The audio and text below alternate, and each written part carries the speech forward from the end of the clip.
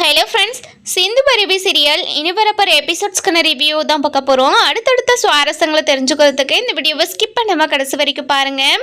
நம்ம சிந்து இருந்துட்டு சிவாவோட ஹாஸ்பிட்டலில் எப்படியாவது கேண்டீனோட ஆர்டரை நம்ம வாங்கிடணும் அப்படின்னு சாமியை வேண்டிக்கிட்டு இருக்காங்க. அந்த நேரம் பார்த்து நம்ம மகா இருந்துட்டு, இங்கே பாருடி, என் பையனோட ஹாஸ்பிட்டலில் கேண்டீனை எப்படி நீ எடுத்துடுறேன்னு பார்க்குறேன்டி அப்படின்னு சவால் விட்டுட்டு போகிறாங்க. அதுக்கப்புறம் என்ன, இவங்களை பற்றியெல்லாம் யோசிக்காமல் எப்படியாவது இந்த ஆர்டரை நம்ம எடுக்கணும் அப்படின்னு சொல்லிட்டு நம்ம சிந்து ரொம்பவே கான்ஃபிடென்ட்டாக இருக்காங்க. அதுக்கப்புறம் என்ன, எல்லாருமே ஹாஸ்பிட்டலுக்கு போகிறாங்க. போன உடனே இப்போது சாப்பாடுக்கான போட்டி 5 பேர் வந்து ஏற்பாடு பண்ணியிருக்காங்க. அந்த 5 பேருமே ரொம்ப பிரமாதமாக சமைச்சுக்கிட்டு இருக்காங்க. நம்ம சிந்துவை எப்படியாவது இந்த போட்டியில் தோக்கடிக்கணும் அப்படின்றதுக்காக நம்ம மகா இருந்துட்டு அந்த அவள் செய்கிற சாப்பாட்டில் எப்படியாவது உப்பு இல்லை மிளகாத்தூள் கொட்டி விடணும் அப்படின்னு சொல்லிட்டு யோசிக்கிறாங்க. இதை நம்ம அதாவது யார், நம்ம எசக்கி கிட்ட சொல்லவும், எசக்கி இருந்துட்டு, இங்கே பாருங்கக்கா, நீங்கள் கவலையே படாதீங்க, இது எல்லாத்தையுமே நான் பார்த்துக்கிறேன் அப்படின்னு சொல்லிடுறாங்க. அதுக்கப்புறம் என்ன, நம்ம மகா இருந்துட்டு, இவனெல்லாம் நம்பவே முடியாது, இதில் நம்மளே இறங்கலாம் அப்படின்னு சொல்லிட்டு யோசிச்சுக்கிட்டு இருக்காங்க. அதுக்கப்புறம் என்ன, சமைச்சியும் முடிச்சிடுறாங்க. முடித்து வச்சுட்டு எல்லாருமே ஒரு ஆஃபீஸுக்கு போய் பேசிக்கிட்டு இருக்காங்க. அந்த நேரம் பார்த்து நம்ம மகா இருந்துட்டு, அது எப்படியாவது அவள் சமைச்சு வச்ச சாப்பாடில் ஏதாவது கலக்கி விட்டுட்டு வந்துடணும் அப்படின்னு சொல்லிட்டு அது கேண்டீனுக்குள்ளே போகிறாங்க. போன உடனே உப்பெல்லாம் எடுத்து கொட்டிக்கிட்டு இருக்காங்க. அதுக்கப்புறம் என்ன, அந்த வழியில் நம்ம பைரவி போகிறாங்க. போன உடனே நம்ம மகா பண்ணுறது எல்லாத்தையுமே பார்த்துட்றாங்க. பார்த்துட்டு சும்மா மட்டும் இல்லை, ஃபோனை எடுத்து வீடியோலாம் எடுத்துக்கிறாங்க. வீடியோ எடுத்துக்கிட்டு நம்ம மகா என்ன பண்ணுறாங்க ஏது பண்ணுறாங்கன்னு அப்படியே வீடியோ ரெக்கார்ட் பண்ணிக்கிட்டே பார்த்துக்கிட்டு இருக்காங்க. நம்ம மகா இருந்துட்டு எல்லாத்துலேயும் உப்பு மிளகான்னு சொல்லிட்டு எல்லாத்துலேயுமே கலக்கி விட்டுக்கிட்டு இருக்காங்க. கலக்கி விட்டுட்டு யாருக்கும் தெரியாத மாதிரி வெளியேவும் வந்துடுறாங்க. வெளியே வந்த உடனேயே அப்போது அதுக்கப்புறம் நம்ம சிவா அன்னபூர்ணின்னு சொல்லிட்டு எல்லாருமே அந்த சாப்பாடை டேஸ்ட் பண்ணுறதுக்காக கேண்டீனுக்கு வராங்க. வந்த உடனேயே நம்ம மகா இருந்துட்டு, அக்கா இங்கே பாருங்கக்கா, நான் என்ன சொல்ல வரேன்னா, அந்த சிந்து இந்த போட்டியில் வேண்டவே வேண்டான்ற, எதுக்காக அந்த சிந்துவை இந்த போட்டியில் கலக்க வச்சிங்க? எனக்கு அவள் இந்த போட்டியில் இருக்கிறது சுத்தமாக விருப்பமே இல்லை அப்படின்னு சொல்லிடுறாங்க. இதை கேட்ட உடனேயே நம்ம அன்னபூர்ணி இருந்துட்டு, இங்கே பாரு மகா, போட்டி எல்லாமே நடந்து முடிஞ்சிருச்சு, இனிமேல் நம்ம ரிசல்ட்டு தான் சொல்ல வேண்டியது இருக்குது, இதுக்கப்புறமும் எதுக்காக நீ பேசிக்கிட்டு இருக்க, கொஞ்ச நேரம் நீ அமைதியாக இரு மகா அப்படின்னு சொல்லிடுறாங்க. இதை பார்த்தம்மா நம்ம பைரவிக்கு பயங்கர கோவம். இருங்க உங்களுக்கு இருக்குது இன்றைக்கி அப்படின்னு சொல்லிட்டு நம்ம பைரவி ஒரு பக்கம் பயங்கர கோவத்தில் நின்றுட்டுருக்காங்க. அதுக்கப்புறம் சிவா இருந்துட்டு ஒவ்வொருத்தரையாக சாப்பாடை டேஸ்ட் பண்ணிக்கிட்டு வராங்க. எல்லாரோட சாப்பாடும் ஃபஸ்ட் கிளாஸில் இருக்குது, ரொம்பவே டேஸ்ட்டாக சமைச்சிருக்காங்க. அதுக்கப்புறம் லாஸ்ட்டாக நம்ம சிந்துவோட சாப்பாடை டேஸ்ட் பண்ணுறதுக்காக போகிறாங்க. போன இடத்துல தான் ஒன்றுத்தில் உப்பும் ஒன்றுத்தில் காரமும் அப்படியே அதிகமாக இருக்கிறது. நம்ம சிவா வந்துட்டு, என்ன இது சிந்து இப்படியெல்லாம் சமைக்க மாட்டாளே அப்படின்னு சொல்லி யோசிச்சுக்கிட்டு, சிந்து என்ன சிந்து இதெல்லாம், எப்படி உன்னால் இப்படியெல்லாம் சமைக்க முடிஞ்சிச்சு, நீ நல்லா தானே சமைப்ப, ஏன் உப்பும் காரமும் அதிகமாக போட்டு வச்சுருக்க அப்படின்னு சொல்லி கேட்கவும், என்ன டாக்டரே சொல்கிற? இல்லை டாக்டரே, நான் எல்லாமே கரெக்டாக தான் போட்டேன், நான் இதில் எதுவுமே அது அதிகமாகவோ இல்லை கம்மியாகவோ போடவே கிடையாது, எல்லாத்துலேயுமே கரெக்டாக தான் இருக்கும் அப்படின்னு சொல்லவும், இதை கேட்ட உடனே நம்ம மகா இருந்துட்டு, இங்கே பாரு சிவா, நான் ஏற்கனவே உங்ககிட்ட சொன்னேன், இவ இந்த கேன்டீனில் சமைக்க தகுதி இல்லாதவ, இவ என்ன படிச்சிருக்கான்னு இவகிட்ட இந்த கேன்டீனை கொடுக்குறேன்னு நினைக்கிறேன்னு எனக்கு ஒன்றும் புரியல சிவா. இங்கே பாருங்கக்கா, உங்ககிட்ட நாங்கள் ஆரம்பத்திலே சொல்லிட்டேன், இவ நம்ம ஹாஸ்பிட்டல் கேன்டீனை எடுத்து நடத்த வேணான்னு. நீங்கள் தான் ஏதோ அவளுக்கு ஒரு நல்ல வாய்ப்பாக இருக்கும் அப்படின்னு நினச்சி அவளுக்கு ஒரு வாய்ப்பை கொடுத்தீங்க. ஆனால் இப்போ அவள் என்ன பண்ணி வச்சுருக்காங்கன்னு பார்த்தீங்களா அப்படின்னு சொல்லிட்டு ரொம்ப கோவமாக பேசிக்கிட்டு இருக்கவும், அந்த நேரம் பார்த்து பைரவி இருந்துட்டு ரொம்ப கோவமாக, கொஞ்ச நேரம் நிறுத்துறீங்களா, எப்படி உங்களாலலாம் இப்படி நடிக்க முடியுது, சி உங்களை பார்த்தா எனக்கு ரொம்ப அசிங்கமாக இருக்குது, என்ன பைரவி என்ன இப்படியெல்லாம் பேசிக்கிட்டு இருக்க அப்படின்னு சொல்லி கேட்கவும், இங்கே பாருங்கள், உங்களுக்கு இவ்வளோ மரியாதை கொடுக்கறதே பெரிய விஷயம், இங்கே பாருங்கத்த, அந்த சாப்பாட்டில் எப்படி காரமும் உப்பும் அதிகமாகிடுச்சுன்னு எனக்கு தெரியும், இங்கே பாருங்கத்த, இந்த வீடியோவை பார்த்தா உங்களுக்கே தெரியும் அப்படின்னு சொல்லிட்டு வீடியோவை காட்டுறாங்க. காட்டின உடனே நம்ம மகாதான் அது எல்லாத்துலேயும் உப்பையும் மிளகா பொடியையும் தூவிக்கிட்டு இருக்கிறத பார்க்குறாங்க. பார்த்த உடனேயே நம்ம அன்னபூர்ணிக்கு, சிவாக்கு, அப்புறம் நம்ம சிந்துக்குன்னு சொல்லிட்டு எல்லாருக்குமே பயங்கர ஷாக்கு.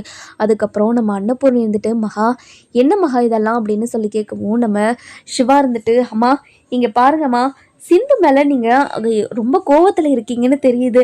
ஆனால் அவளுக்கு இவ்வளோ பெரிய துரோகத்தை பண்ணியிருக்கீங்களே, எப்படி எப்படிம்மா உங்களுக்கு இப்படி மனசு வந்துச்சு? அவள் தப்பு பண்ணான்னு நீங்கள் பேசிக்கிட்டு இருக்கீங்கல்ல, நீங்கள் தான் அளவு இல்லாமல் தப்பு பண்ணிக்கிட்டு போகிறீங்க அப்படின்னு சொல்லிட்டு திட்டிக்கிட்டு இருக்கவும், இங்கே பாரு சிவா, அவள் நம்ம ஹாஸ்பிட்டலில் கேன்டீனை எடுத்து நடத்தக்கூடாதுன்னு ஆசைப்பட்டேன். அதனால தான் இப்படி எல்லாத்தையும் பண்ணேன். இனிமேலும் அவளை இந்த ஹாஸ்பிட்டலில் வச்சுருக்கிறத நீங்கள் யோசிச்சிங்கன்னா இனிமேலும் நான் ஏதாவது பண்ணிகிட்டே தான் இருப்பேன். அவள் இந்த ஹாஸ்பிட்டலில் இருக்கக்கூடாது. கொஞ்ச நேரம் நிறுத்துனீங்களா? இங்கே பாருங்கள், இந்த ஹாஸ்பிட்டலோட கேன்டீன் ஆர்டரு சிந்து கிட்ட தான் போகுது. சிந்து தான் இது எல்லாத்தையுமே எடுத்து நடத்த போகிறா. இனிமேல் சிந்துவை பற்றி ஏதாவது பேசுனீங்க அவ்வளோதான் உங்களுக்கு மரியாதை அப்படின்னு ரொம்பவே கோபமாக பேசுவோம். இதை கேட்டு நம்ம அன்னபூர்ணிக்கு பயங்கரமாக ஷாக் ஆகிடுது. என்ன என்ன அதாவது என்ன கூட ஒரு வார்த்தை கேட்காம இப்படி ஒரு முடிவை சிவா சொல்கிறானே, எனக்கு ஒன்றும் புரியல. சிவாவா இது அப்படின்னு சொல்லிட்டு அப்படியே பயங்கர ஷாக்கில் பார்த்துக்கிட்டு இருக்கவும், இங்கே பாருங்கள் பெரியம்மா, உங்ககிட்ட ஒரு வார்த்தை கூட பேசாமல் கேட்காம இப்படி ஒரு முடிவை எடுத்திருக்கேனேன்னு நீங்கள் என்னை தப்பாக நினைக்காதீங்க. கண்டிப்பாக சிந்து ரொம்ப நல்லா சமைப்பான்னு உங்களுக்கும் தெரியும், எனக்கும் தெரியும், நம்ம வீட்டில் இருக்கிற எல்லாருக்கும் தெரியும். கண்டிப்பாக இந்த ஹாஸ்பிட்டலில் இருக்கிறவங்களுக்கு நம்ம சிந்து ரொம்ப நல்ல சாப்பாடு போடுவான்னு எனக்கு தெரியும். அதனால தான் அவளோட ஆர்டரை நான் எடுத்துக்கோங்கன்னு சொல்கிறேன். நீங்கள் என்ன முடிவுன்னு சொல்லுங்கள். இங்கே பாரியா சிவா, நீ தான் முடிவை சொல்லிட்டியே, இதுக்கப்புறம் என்னையா? எனக்கு எந்த மாற்று கருத்தும் இல்லைப்பா அப்படின்னு சொல்லிடுறாங்க. இது அதாவது நம்ம சிந்துக்கு போட்டியாக 4 பேர் வந்தாங்க இல்லையா, அவங்க எல்லாருக்கிட்டேயும் நம்ம சிந்து இருந்துட்டு, இங்கே பாருங்க ஐயா, உங்களுக்கு நிறைய இடத்துல வேலை கிடைக்கும், நீங்கள் நல்லா படிச்சிருக்கீங்க, இதுக்காகவே படிச்சிருக்கீங்க.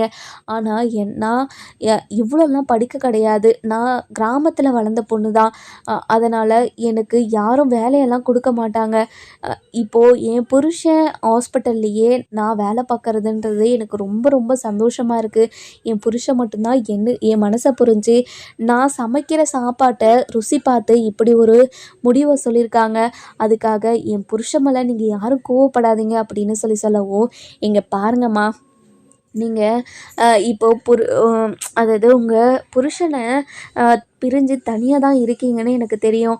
அதனால் உங்களுக்கு இந்த வேலை எவ்வளோ முக்கியம்னு எனக்கு தெரியும். அதனால் இந்த வேலை உங்களுக்கு கிடைச்சதுனால நாங்கள் எந்த ஒரு வருத்தமும் பட கிடையாது. ரொம்ப சந்தோஷமாக தான் இருக்கோம். நீங்கள் கவலைப்படாதீங்க அப்படின்னு சொல்கிறாங்க. இதை கேட்ட நம்ம மகா இருந்துட்டு, என்னடி என்ன ஜெயிச்சிட்டோன்னு நீ ரொம்ப மிதப்பில் இருக்கியா? கண்டிப்பாக 2 நாள் கூட இந்த கேன்டீனில் இருக்க மாட்டேடி. நீ எப்படியாவது உன்னை இந்த கேன்டீனை விட்டுட்டு நான் துரத்தை தாண்டி போகிறேன். எனக்கு இந்த கேன்டீனும் வேணாம், இந்த வேலை வேணான்னு சொல்லிட்டு நீ துரத்தி அது ஓட தான் போகிற, அதை நான் பார்க்க தாண்டி போகிறேன் அப்படின்னு சொல்லவும், இங்கே பாருங்கள், நீங்கள் என்ன தான் பண்ணாலையும் செஞ்சாலையும் கண்டிப்பாக என்னை அதாவது நான் மாற போகிறது கிடையாது. அதே மாதிரி தான் இந்த கேன்டீனில் நான் தான் இந்த கேன்டீனை எடுத்து நடத்தி சாப்பாடும் செய்ய போகிறேன். உங்களால் ஏதாவது மாற்ற முடிஞ்சால் உங்களால் மாற்றிக்கோங்க அப்படின்னு சொல்லிட்டு திமிராக உள்ளே போயிடுறாங்க. அதுக்கப்புறம் கேன்டீனில் இருக்கிற எல்லா ஐட்டத்தையும் பார்க்குறாங்க. என்ன இருக்குது ஏது இல்லை அப்படின்னு சொல்லிட்டு பார்த்துக்கிட்டு இருக்காங்க. அந்த நேரம் பார்த்து நம்ம சிவா வராரு. வந்த உடனே இங்கே பாரு சிந்து, உன்னை நம்பி ஒரு பெரிய பொறுப்பை உன்கிட்ட ஒப்படைச்சிருக்கேன். நீ தான் ரொம்ப பொறுப்பாக இந்த வேலையை பார்த்துக்கணும். இங்கே பாரு டாக்டரே, எனக்கு இப்படி ஒரு வாய்ப்பை நீ தேடி கொடுப்பேன்னு சத்தியமாக நான் எதிர்பார்க்கவே இல்லை தெரியுமா? நான் ரொம்ப சந்தோஷமாக இருக்கேன். கண்டிப்பாக இந்த கேன்டீனை எடுத்து நல்லபடியாக நடத்துவேன். இந்த ஹாஸ்பிட்டலில் இருக்கிற எல்லா பேஷண்ட்ஸுக்கும் கண்டிப்பாக நான் ஒரு நல்ல சாப்பாடை கொடுப்பேன். இந்த ஹாஸ்பிட்டலில் இருக்கிறவங்களுக்கு மட்டும் இல்லை, உனக்கும் சேர்த்து தான் நான் எல்லாத்தையும் பண்ணுவேன் அப்படின்னு சொல்லவும், இங்கே பாரு சிந்து, கண்டிப்பாக உன் மேலே எனக்கு நம்பிக்கை இருக்குது, நீ கவலையே படாத அப்படின்னு சொல்கிறாங்க. அந்த நேரம் பார்த்து நம்ம பைரவியும் வராங்க. பைரவி வந்த உடனே, இங்கே பாரு சிந்து, நீ தான் இந்த ஆர்டரை எடுப்புன்னு எனக்கு நல்லாவே தெரியும். ஆனால் இதில் இப்படி ஒரு சதி அந்த மகாத்தை பண்ணுவாங்கன்னு சத்தியமாக நான் எதிர்பார்க்கவே இல்லை. ஏதோ நான் பார்த்ததுனால அது வீடியோ எடுத்துகிட்டு வந்து எல்லாருக்கிட்டேயும் ஆதாரமாக காட்ட முடிஞ்சிச்சு. இல்லைனா உன்னோட நிலைமை என்ன ஆகிறது சொல்லு. உன்னை நினச்சா எனக்கு ரொம்ப பரிதாபமாக ஆயிடுச்சு தெரியுமா. இனிமே இப்படி ஒரு தப்பை திரும்பவும் பண்ணாத இரு சரியா அப்படின்னு சொல்கிறாங்க. இங்கே பாரு பைரவி, என்னோட வாழ்க்கையில் தப்பு பண்ணனா அது ஒரே ஒரு விஷயத்துக்கு மட்டும்தான். ஒரு சுயநலமாக நான் விரும்பினவனை கல்யாணம் பண்ணிக்கணுன்றதுக்காக ஏதேதோ பண்ணிட்டேன். ஆனால் அந்த ஒரு விஷயத்தால் எவ்வளோ பெரிய வாழ்க்கை உனக்கு பறிப்போச்சுன்னு எனக்கு தெரியும். என்னை மன்னிச்சிரு பைரவி, என்னை மன்னிச்சு ஏற்றுப்பன்னு எனக்கு கண்டிப்பாக நம்பிக்கை இருக்குது. அது வரைக்கும் நான் காத்திருப்பேன் அப்படின்னு சொல்கிறாங்க. அதுக்கப்புறம் பைரவி இருந்துட்டு, இங்கே பாரு சிந்து, கண்டபடி நீ எதையும் யோசிக்காமல் முதல்ல இந்த கேன்டீனை எப்படி நடத்துறது, இனிமே ப்ராஃபிட்டோட எப்படி இது எல்லாத்தையுமே தரமாக பண்ணுறது அப்படின்னு நீ தான் முயற்சி பண்ணணும் சரியா அப்படின்னு சொல்லிட்டு நம்ம அதாவது சிந்துக்கு ஒரு சில டிப்ஸ் எல்லாம் கொடுத்துட்டு நம்ம சிந்து இது பைரவி இருந்துட்டு போகிறாங்க. அந்த நேரம் பார்த்து அன்னபூர்ணி வராங்க. வந்த உடனே இங்கே பாரு பைரவி, நானும் உன்னை பார்த்துக்கிட்டு தான் இருக்கேன். உன் தங்கச்சிக்கிட்ட நீ பேசிக்கிட்டே தான் இருக்க. உன் தங்கச்சியை உன்னால் பிரிஞ்சு இருக்க முடியலையா அப்படின்னு சொல்லி கேட்கவும், இங்கே பாருங்க த, அப்படியெல்லாம் ஒன்றும் இல்லை த. அவளுக்கு இந்த வேலை கிடைக்கணும்னு ஆசைப்பட்டனே தவிர அவள் பண்ண தப்பை எல்லாத்தையும் நான் மன்னிச்சிட்டேனால இல்லாத. அவளுக்கு இந்த ஒரு ஹெல்ப்பை பண்ணணுன்றதுக்காக அவளை மன்னிச்சிட்டேன்னு ஒரு அர்த்தத்தை நீங்கள் கொண்டு வராதீங்க த அப்படின்னு சொல்கிறாங்க. இல்லை பைரவி, நீ அவகிட்ட பேசும்போதெல்லாம் ரொம்ப ஏக்கமாக பேசுகிறியா, அதனால தான் கேட்டேன். நீ அவளோட அன்பை மிஸ் பண்ணுறியோன்னு எனக்கு தோணுது. அப்படியெல்லாம் ஒன்றும் இல்லாத, நீங்கள் மனசை போட்டு குழப்பிக்காதீங்க அப்படின்னு சொல்கிறாங்க. அந்த நேரம் பார்த்து ஆறுமுகம் வராரு. வந்த உடனே, என்ன பைரவி, நான் சொன்ன மாதிரி நீ அதாவது உன்னோட அக்கா கிட்ட நீ நல்லபடியாக பேசிட்ட போலியே அப்படின்னு சொல்லவும், இங்கே பாரு, எல்லாமே உன்னால தான். நீ மட்டும் கல்யாண மண்டபத்தில் எனக்கு தாலி கட்டாமல் இருந்திருந்தனா அன்னைக்கு எவ்வளோ பெரிய விஷயமெல்லாம் நடந்திருக்கும், எவ்வளோ சந்தோஷமான விஷயமெல்லாம் நடந்திருக்கும். ஆனால் நீ எனக்கு தாலி கட்டினதுனால எல்லா விஷயமும் தலைகீழாக மாறிடுச்சு அப்படின்னு சொல்கிறாங்க. இதை கேட்ட உடனே நம்ம பைரவி இருந்துட்டு ரொம்பவே கோவமாகவும் என்ன பண்ணுறதுன்னு தெரியாமல் நம்ம ஆறுமுகத்தை திட்டிட்டு அங்கேருந்து கிளம்பிடுறாங்க. அதுக்கப்புறம் அன்னபூர்ணி இருந்துட்டு ஆறுமுகத்துக்கிட்ட போயிட்டு, இங்கே பாரு ஆறுமுகம், நீ அதாவது பைரவி கூட சேர்ந்து ஒன்றா வாழ்ந்து ஒரு குழந்தைய பெற்றுக்கணும்னு தீ மிதிச்சா மட்டும் பத்தாது. இதுக்கு 2 பேரும் சேர்ந்து சந்தோஷமாக வாழணும்.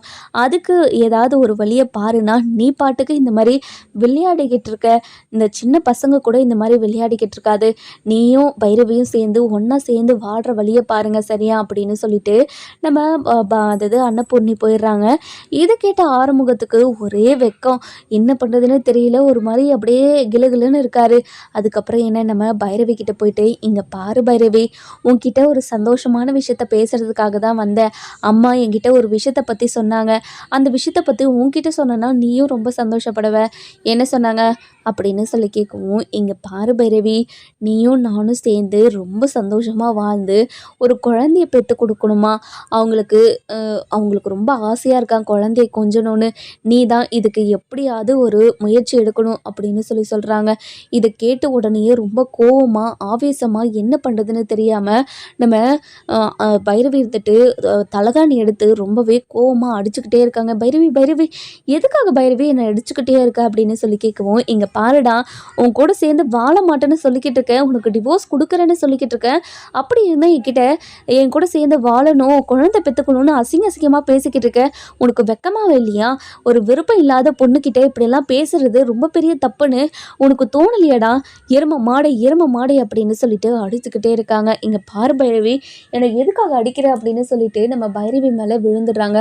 விழுந்த உடனே அப்படியே ரொமான்ஸ் ஸ்டார்ட் ஆகிடுது. நம்ம பைரவியும் அப்படியே நம்ம ஆறுமுகத்துக்கிட்ட சரண்டர் ஆயிடுறாங்க. அதுக்கப்புறம் ஆறுமுகத்துக்கிட்ட சரண்டர் ஆன உடனே நம்ம பைரவி இருந்துட்டு, இங்கே பாரு ஆறுமுகம், வேண்டாம் ஆறுமுகம் அப்படின்னு சொல்லிட்டு வாய்ஸ் சாஃப்டாக ஆக ஆரம்பிக்குது. இதை கேட்டு நம்ம ஆறுமுகத்துக்கு பயங்கர ஷாக்கு. என்னது, பைரவி இப்படியெல்லாம் பேசுவாளா? இப்படி பேசுனதை நான் எப்போவுமே கேட்டதே இல்லையே. இங்கே பாரு பைரவி, இந்த மாதிரி என்கிட்ட சாஃப்டாக அழகாக வெக்கப்பட்டு இப்படியெல்லாம் பேசுனதை பார்த்ததே இல்லை தெரியுமா? எவ்வளோ அழகாக பேசுகிற தெரியுமா? இதை பார்க்கவே எனக்கு அவ்வளோ சந்தோஷமாக இருக்குது. இங்கே பாரு பைரவி, நீயும் நானும் சேர்ந்து வாழ்ந்தா அழகான ஒரு உலகத்தை நம்ம உருவாக்கலாம். நீ நினச்சிக்கிட்டு இருக்கல தனியாக போய் வேலைக்கு போய் சம்பாதிச்சு அப்படி தான் ஒரு வாழ்க்கையை வாழணும்னு ஆசைப்பட்ற. ஆனால் நீயும் நானும் சேர்ந்து வாழ்ந்தா உனக்கு ஒரு அழகான குழந்தை பிறக்கும்ல, அந்த குழந்தைய பார்த்தாவே உனக்கு எல்லாமே மறந்துடும் தெரியுமா அப்படின்னு சொல்லி ரொம்ப ஃபீல் பண்ணி பேசவும், இதை கேட்ட நம்ம பைரவிக்கு ஒரு மாதிரி அப்படியே ஃபீல் ஆகிடுது. அதுக்கப்புறம் என்ன, தன்னோட வாழ்க்கையை ஸ்டார்ட் பண்ணிடுறாங்க. ரொம்ப நேரம் அப்படியே ரொம்ப சந்தோஷமாக மன நிம்மதியோட தனிமையில் இருக்காங்க 2 பேருமே. அதுக்கப்புறம் என்ன, ரொமான்ஸ் எல்லாம் முடிஞ்ச உடனே நம்ம பைரவிக்கு ரொம்ப ஷாக் ஆகிடுது. ஐயோ ஏம்மா என்ன நடந்துச்சு அப்படின்னு சொல்லிட்டு அது அலறிக்கிட்டு எழுந்து உட்காரவும், இதை பார்த்த நம்ம ஆறுமுகம் இருந்துட்டு, என்ன பைரவி எதுவுமே நடக்காத மாதிரி இப்படி அதிர்ச்சியில் இருக்க, நீயும் நானும் சேர்ந்து ஒன்றா வாழ்ந்திருக்கோம், இது நினச்சா எனக்கு எவ்வளோ சந்தோஷமாக இருக்குது தெரியுமா. இப்படி ஒரு விஷயம் என் வாழ்க்கையில் நடக்கவே நடக்காதுன்னு நினச்சிக்கிட்டு இருந்தேன்.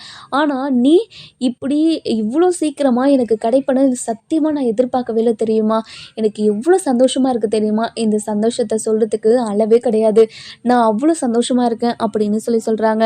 இது கேட்ட உடனே அடைச்சி என்னை எப்படியோ ஏமாற்றி நான் குடிக்கிறதுல ஏதாவது கலந்து இது கொடுத்துட்டியாடா அப்படின்னு சொல்லி கேட்கவும், இங்கே பாரு பைரவி, அவ்வளோ அவ்வளோ கேடுகட்ட புத்தியெல்லாம் எனக்கு இல்லை.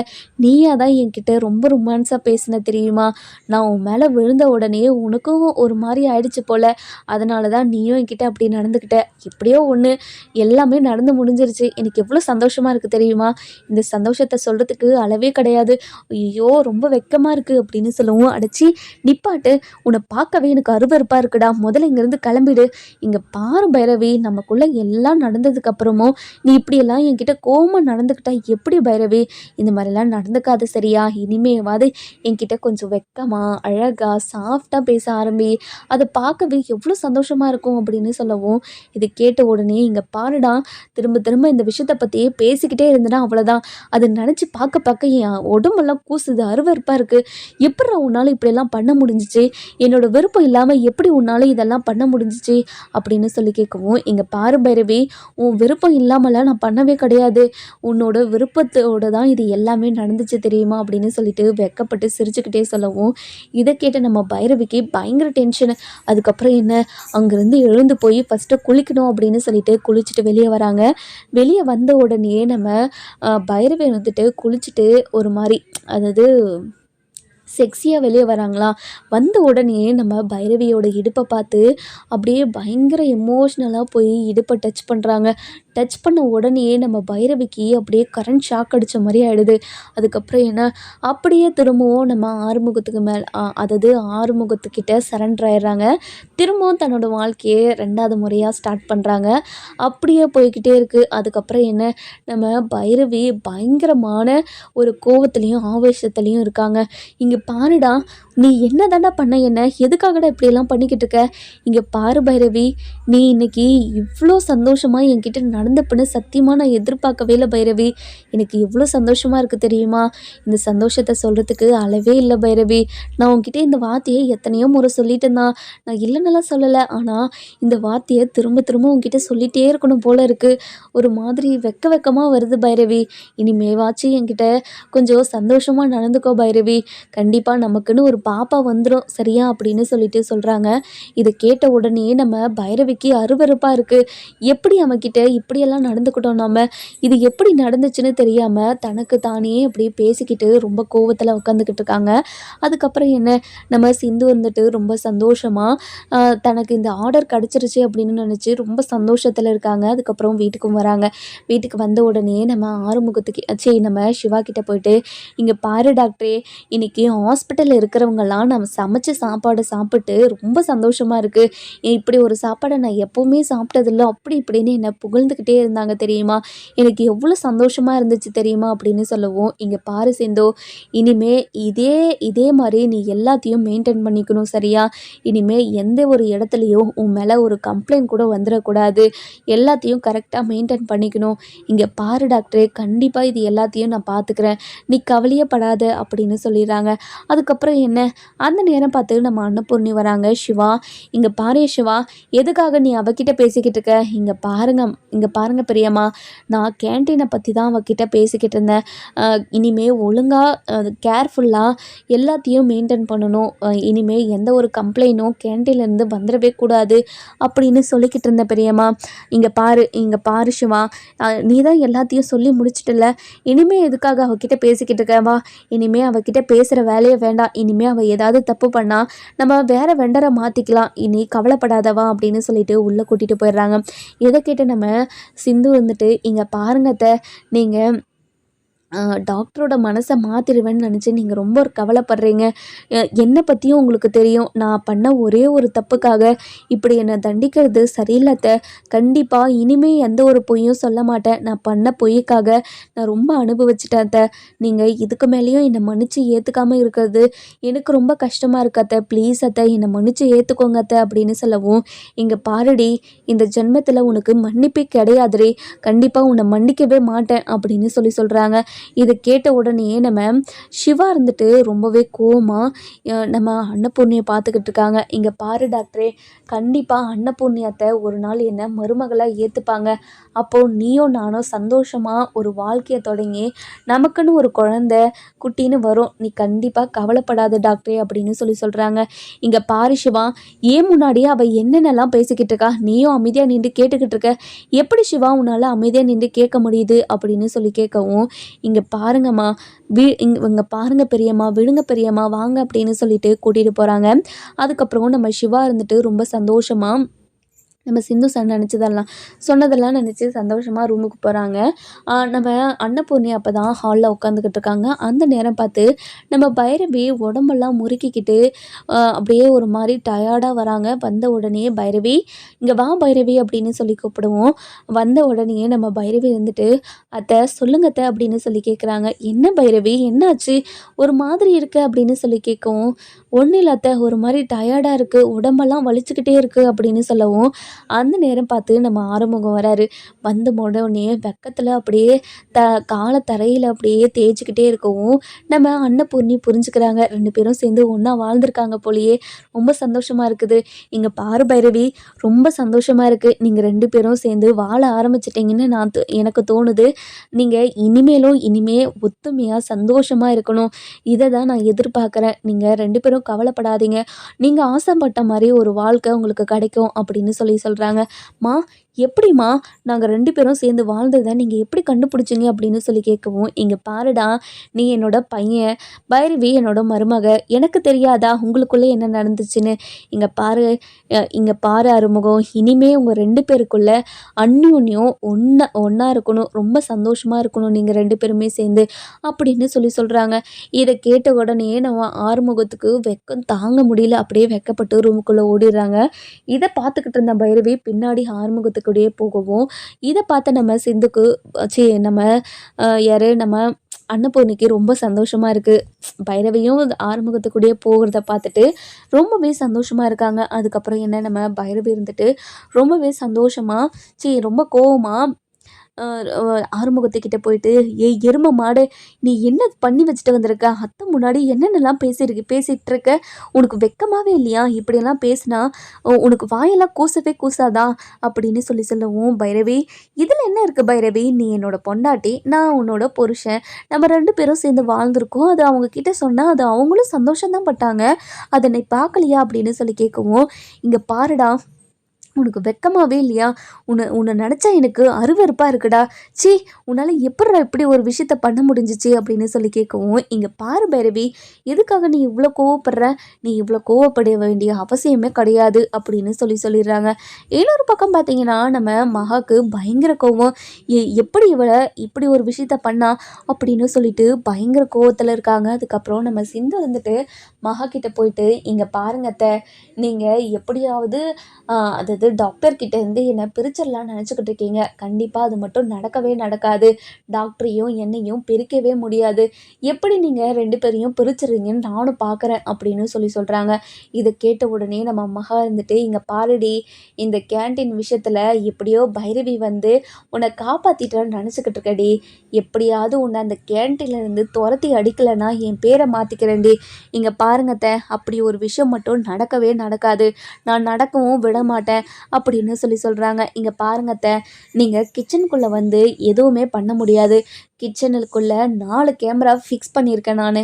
அந்த 4 கேமராலையும் வச்சு யார் என்ன பண்ணுறாங்கன்னு எல்லாத்தையும் என் ஃபோன்லேயே நான் பார்த்துக்க முடியும் அப்படின்னு சொல்கிறாங்க. இதை கேட்ட உடனே நம்ம மகாவுக்கு என்ன பண்ணுறது ஏது பண்ணுறதுன்னே தெரியல. பயங்கர குழப்பத்தில் இருக்காங்க. எப்படியாவது இந்த சிந்துவை வீட்டை விட்டு துரத்தணும்னு நினச்சா அவள் இந்த வீட்டுக்குள்ளே இன்னும் கொஞ்சம் கொஞ்சமாக நீ எல்லார்கிட்டேயும் நெருங்கி வந்துக்கிட்டே இருக்காளே அப்படின்னு ரொம்ப கோவத்தில் இருக்கவும், அந்த நேரம் பார்த்து நம்ம எஸ்சிக்கு வந்த உடனே என்னக்கா, நான் ஏதாச்சும் பண்ணுறதுக்குள்ளே நீ அதில் வந்து புகுந்து கெடுத்துட்டியேக்கா, ஏன்க்கா இப்படி பண்ண? நீ மட்டும் ஏதாவது எதுவுமே பண்ணாமல் இருந்திருந்தனா கண்டிப்பாக இந்த விஷயத்தில் சிந்துவை நம்ம தோக்கடிச்சிருக்கலாம். இங்கே பாருடா, இந்த விஷயத்தில் உன்னையும் நம்பக்கூடாதுன்றதுக்காக தாண்டா நானும் அதில் இறங்கினேன். என்னடா பண்ணுறது அப்படின்னு சொல்கிறாங்க.